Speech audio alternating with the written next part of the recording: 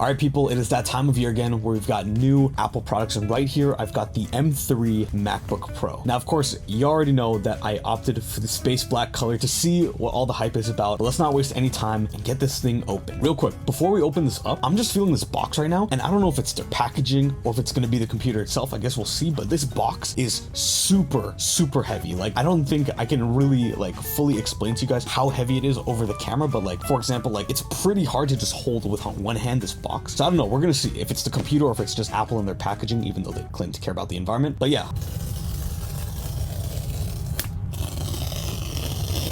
All right, there we go. Let's get this toppled off. Man, Apple always crushes it with the packaging. Let's take out the laptop right here. This guy's got some weight to him. But we'll put it to the side real quick. And you can see right there, it comes with a braided USB-C to MagSafe charging cable, which looks sick in that space black color. I'm just gonna call it black. I know it's called space black, but like for the sake of simplicity, man, I'm just gonna call it black.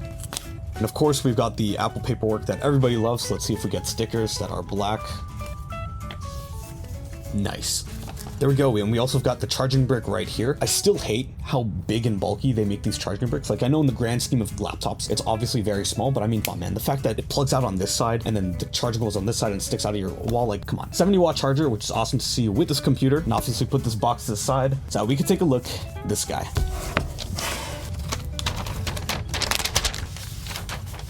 Boom, there it is. It's almost hard to see on camera. I have to like tilt it towards my light just because of how dark it is. Okay, if I'm gonna be completely honest with you, it looks great. Don't get it twisted. It looks great. It looks awesome.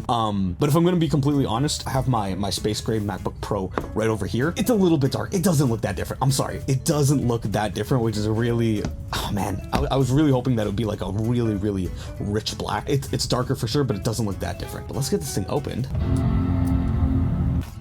There we go. A little static over there. All right, so immediately just first impressions right off the bat. I'm not gonna lie, it is like obviously super similar to the Mac that's already existing, right? You know, when it comes to this computer, the major changes were obviously, you know, in that chip, seeing what M3 Pro could really do in a computer like this. So when it comes to, from a design perspective, like, you know, the actual physical body of it is pretty similar to what we've seen before. Obviously the computer looks great, it's just nothing new. I think that's the main point that I wanna make. Super small bezels, you can see right there. You can see that you've got the little notch, which we all love. The only new thing is supposed to be this color, which again looks super dark on my camera, but if I'm gonna be completely honest with you guys, it's darker for sure, but nothing crazy, nothing that would make me want to go out and buy a new computer. You can see you've got the MacBook Pro engraving right there, and you know, one of the things that I know that they mentioned was the fact that this computer is a little bit more resistant to things like fingerprints, and I actually like literally just put lotion on because it's like winter and stuff like that, and I'm touching this computer and I'm noticing that it's not that bad with the fingerprints. Like, I'm actually kind of very surprised. It's not perfect, right? I don't even think you'll be able to see it on camera, but it's not actually that bad in comparison to my space gray MacBook Pro. That is much worse when it comes to fingerprints, when it comes to, you know, all that sort of stuff. Just based on this, I can tell that this is way more resistant to things like fingerprints. So that's obviously great to see. Real quick, I don't actually think I shared with you guys the specs that come on this computer when you buy kind of the most base model space black MacBook Pro that you can. For context, even though there's the new M3 Pro chip, M3 Max chip, and obviously the M3 chip, you actually can't get the space black color on the M3 computers. That was something that surprised me when I went to actually go and pick this computer up, is that, you know, I obviously selected the M3 chip, but notice that you can't actually choose space black. They've only reserved this for the Pro lineup of computers.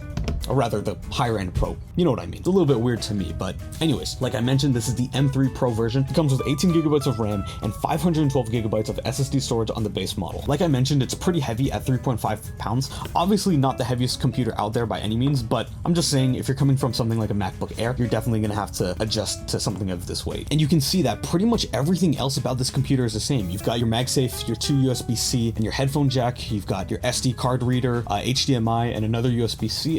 It's pretty much everything that we've seen before on a MacBook Pro. The real differences here is obviously the chip and this new color. Now, when it comes to battery life, this computer claims to have 12 hours of battery life. And I mean, just at a first impression, I'm not gonna lie, that seems kind of low, especially when you consider, you know, how often we use these sorts of computers, and definitely this Pro lineup, right, where you're doing more intensive tasks and things by that nature that are going to require more battery life. And you know, one of the things that I love about my current MacBook Pro is the fact that there are days that I can go without charging it. it, right? I don't have to charge it the whole day. Maybe it gets pretty low, but I can still wake up the next day and, you know, have half a day's worth of work without worrying about charging the computer. And 12 hours of battery life on a pro laptop is something that's definitely worrisome for me, but I'll obviously have to test that out and see how it stacks up in day-to-day life. Now, this computer is going to take a while to set up, but like I said, the real test here is going to be of that M3 Pro chip, really comparing it against, you know, my older MacBook Pro, testing it out, pushing it to its limits, and seeing exactly what I can do. So be sure to subscribe, keep an eye out for those videos, and stay tuned.